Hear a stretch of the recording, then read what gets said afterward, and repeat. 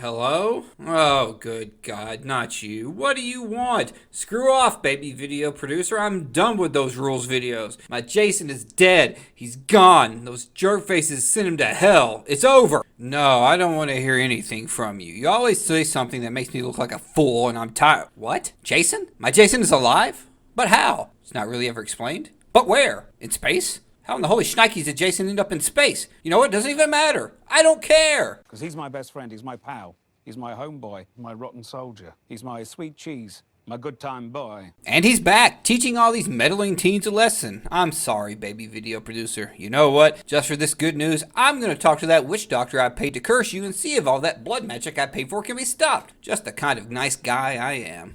But what am I doing wasting time talking to you for? There's a Friday the 13th movie to watch, and once again, it's time to hold on to your butt so we can try and figure out the rules to surviving Jason X. As always, before we jump in, let's look back at our rule list and see the amount of offenses occurred so far, and old sexy time is far and away running away. But hey, maybe Jason X will contain a gratuitous amount of pot smoking, booze drinking, and bad decision making to close the gap up. So let's find out.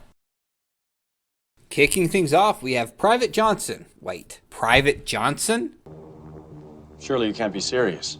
I am serious. Sweet sassy Molassie, could you be more obvious? Why not just call him John Thomas or Willie Wang? Well, okay, this is how we're starting things off. Let's briefly watch how Dick Todger, whose only job is to watch over Jason, interacts with one of history's most prolific and mystifying killers. Why don't you stare at this for a little while, you ugly bastard? This is the cookie-cutter definition of breaking rule number 6, use your brain. Why would you approach Jason? Why would you call him ugly? Why would you call him a beastard? Why would you throw a blanket over him? I see no difference between this and overriding standard quarantine procedures because, hey, we all know how that worked out. Hello, my baby. Hello, my honey. Hello, my ragtime gal. Next up is Dr. Wimmer and his military entourage. Let's start with Wimmer, who was charged with breaking 2 rules, number 6 and number 7. If you're an authority, don't be a dick. Instead of freezing Jason, he chooses to overrule Rowan in an attempt to study and learn from Mrs. Voorhees' baby boy's regenerative abilities. Let's see where being smart and doing science gets you.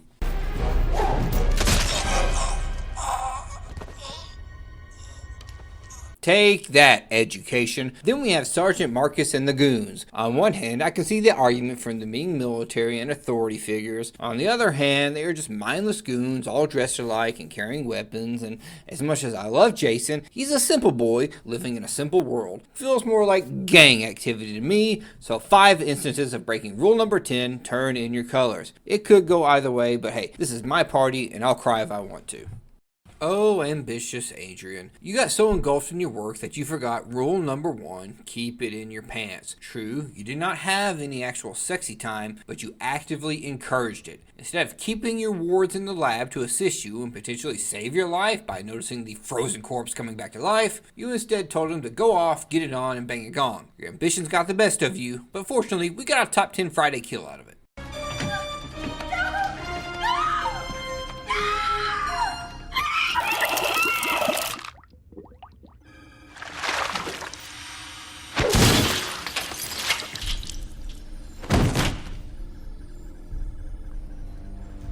Speaking of that horrific couple, we have Stoney up as our next victim. Really not terribly much to say about him. Seemingly, the character only exists to do the horizontal polka and die. Aren't slasher movies great? Oh, sweet Azrael, you're another of Jason X's double rule breakers, being the first to violate rule number 3, no one likes a clown. Be it getting a coffee cup frozen to your skin or talking to your own dismembered arm, your comedic hijinks, coupled with your inability to use your brain, led to your demise. What in the world was going through your head thinking that your 93-pound soaking wet body would have any sort of impact on a newly reanimated Jason will forever be a mystery. But hey, thanks for the ragdoll kill. Azrael's death was quickly followed up with the murder of Dallas, who repeatedly had his head bashed against the wall, complete with squeegee sound effect. What was Dallas's crime? Well, I'm telling you, we're grasping at straws here. Now, I won't claim to be some close combat expert, but I'm going to hit him with not using his brain. This character is a trained ex-military mercenary type, and even though Dallas was most likely unaware of Jason's juggernautery...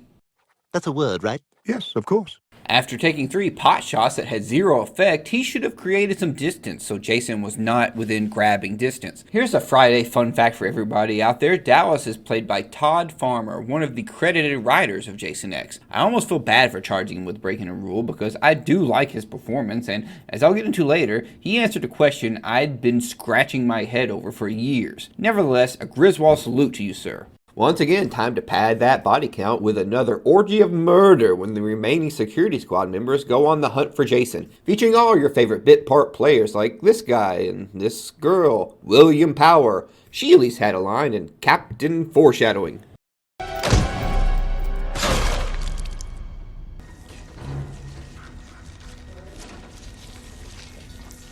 When I say you should screw yourself, I didn't mean for you to take it literally. Like the earlier deaths of the nameless goons, I'm hitting these 5 with rule number 10, turn in your colors. Hopefully, if nothing else is learned from the Friday franchise, mob justice just does not work when out fighting horror movie icons. Evil dies tonight! Anyone else need a break? There is an obscene amount of killing in this one, and we're barely at the halfway point. BRB.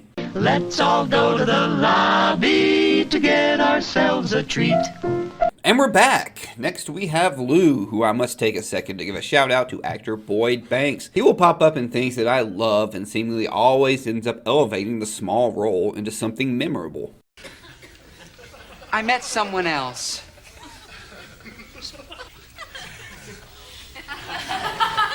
Who?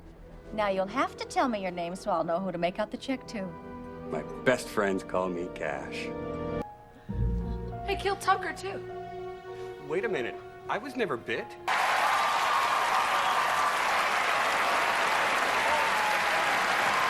Really and truly love your work, buddy. Unfortunately, Jason ripped your character Lou to pieces in what seems like a totally unnecessarily violent murder, but for what? Breaking rule number 3, no one likes a clown. But I like you, Lou. For my money, you delivered some of the best bits in the entire franchise. Kicker, are the doors secure? Locked and blocked. Beautiful. Lift off in 3, 2, 1. Yeah!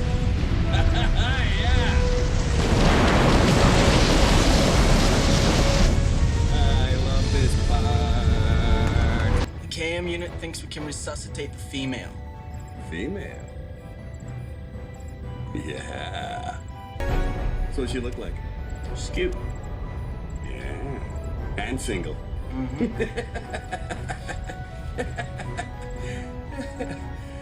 I'm so lonely. Attention, we have a hostile on board. Grunt team, report to weapons. The chick? Kids in their goddamn field trips, you know? Just bring a psycho on board. Yeah, sure. I just know I'm gonna get blamed for this shit. Professor Lowe is the next on the chopping block, and surprisingly enough is one of the rare authority figures that I'm not hitting with being a dick. Sure, he's definitely an inept leader, so when he isn't getting drunk with his students before banging them in exchange for a passing grade, he's making terrible decisions, leading to Lowe being Jason X's only triple rule offender. Oh, shit. Oh, you want your machete back? Shit, it's yours. Take it. Just remember who saved it for you. Guys, it's okay. He just wanted his machete back. Woo!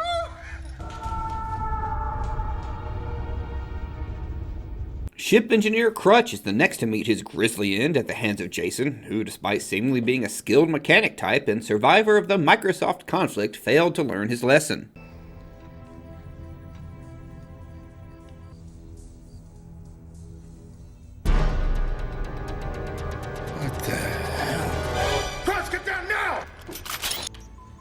Go. I can handle it from here. Tell him I'm on my way. Watch your back. And I am going home. Whoa! Oh, shit, I got company here, people! If Jason snuck up on you once, you might want to figure out he's going to be able to stealthily do it again, so Crutch is clearly in violation of rule number 6, use your brain, when he sends away the person whose only job is to watch his back. Sorry not sorry, Crutch, one simply must learn from previous mistakes if you want to survive a Friday movie. It's called a character arc, Mr. Falcon! Thank you for joining me on this week's Bad Impersonation Theater. Next week, the incomparable Al Pacino. Hooah! Now we come to the other half of Stoney's sexy time duo, Kinsa, who spends the first portion of the movie as standard teenager and the second as someone completely losing their shit. Game over, man. It's game over.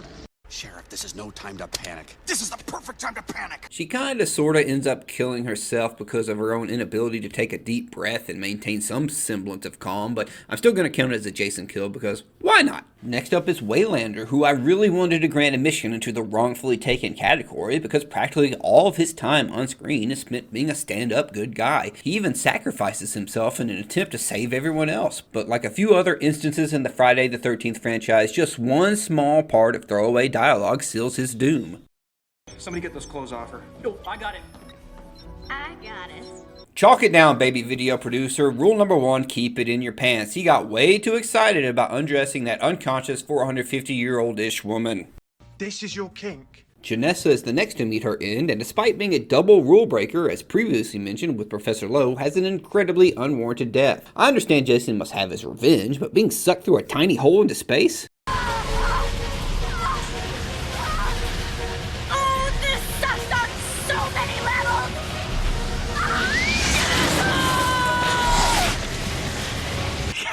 I get it. Overkill. I couldn't help but think back to Alien Resurrection, where the same kill was reserved for one of the big baddies of the movie, not some random meddling teen.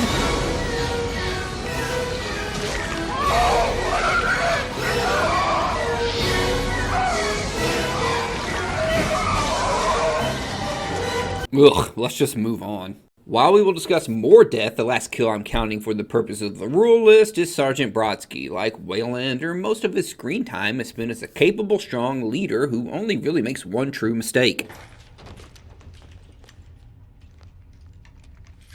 Condor. Airborne. Brakes.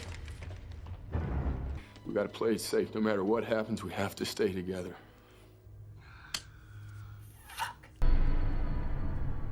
This isn't right. What? What's the matter? This isn't right. We should split up. One might even argue Jason does not kill Brodsky as much as Brodsky saves a horse, rides a Jason into the atmosphere of a planet, but he still dies, so add it to the list!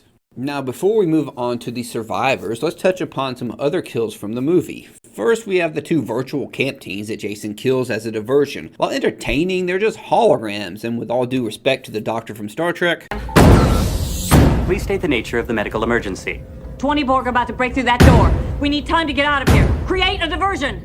This isn't part of my program. I'm a doctor, not a doorstop. They are not living beings, so I'm passing on counting them. Of more note are the citizens of Solaris, a space station that gets destroyed after Jason kills the pilot attempting to dock the Grendel. For years, I've been wondering about the amount of people that died during this incident and why more people do not count this towards Jason's kill count. I mean, I get the argument that it's incidental, but they would all be alive if it wasn't for Jason. I must thank writer Todd Farmer, who tweeted a tongue-in-cheek answer to the dead, counting 19,727, but I am not going to sort through 19,000 individuals in each rule violation. Let's just assume there was one gigantic space orgy that doomed everyone. But yes, on to the survivors. How did they fare with the rules? Let's start with Sonoran and his love bot KM. Now everyone remembers this one scene and probably how they should be struck with rule number 1. But rewatching the movie, he goes on and on about how up until the events of Jason X, their relationship is not a romantic, sexy one. I can see the debate, but in my opinion, this guy is such a nerd wrapped up in his own studies and intellectual pursuits, he didn't even design KM with lady bits. I mean, if he didn't ultimately have other motives, I'm so lonely. Why design an android to be a lady and have breasticles? I don't know. These are complex questions for some video much longer than I have any interest in making. I know these two are guilty of some hardcore making out, but Alice from part 2 and Tina and Nick from part 7 all kissed, and I gave them a pass, so, there you go. Answers on a postcard if you have some big argument. Finally, we come to our final girl, Rowan, who after showing some great fighting instincts and ingenuity during the opening of the movie, trapping Jason inside the cryo chamber, the rest of the movie she becomes pretty much the most meh part of Jason X. Granted, she was frozen in time and out of her element. I'm just a caveman. I fell in some ice and later got thawed out by some of your scientists. Your world frightens and confuses me. Ultimately, in my humble opinion, she's going to be in the lesser end in the history book of Friday Final Girls. She did play a clean game, however, so her surviving is well justified. Before we wrap things up, as always, let's take a quick look back and tally the rules broken in Jason X. While just on pure numbers, number 10, Turn In Your Colors, has the most instances with 10, really, that has just 2 different sequences that feature murder mayhem with mostly insignificant characters. Then we have rule number 6, Use Your Brain, with 8 infractions. But once again, I feel this is a technicality because this movie is set 400 plus years after Jason's heyday. It makes sense. People totally forgot the minute details it comes to with dealing with Jason. So strictly going by the numbers, number 1, Keep It In Your Pants, comes in third. In my heart, I'm still going to count it as the main offender. No matter how far in the future you go, people are still going to boink and Jason is still going to make them pay for it. The overall numbers, and still unsurprisingly, people refusing to keep it in their pants is still running away, but bad horror movie decision making has catapulted rule number 6 up to 34. With only one more film left to cover, the reboot from 2009, we're close to crossing the finish line. But until then, everybody take care, goodbye, and have fun storming the castle.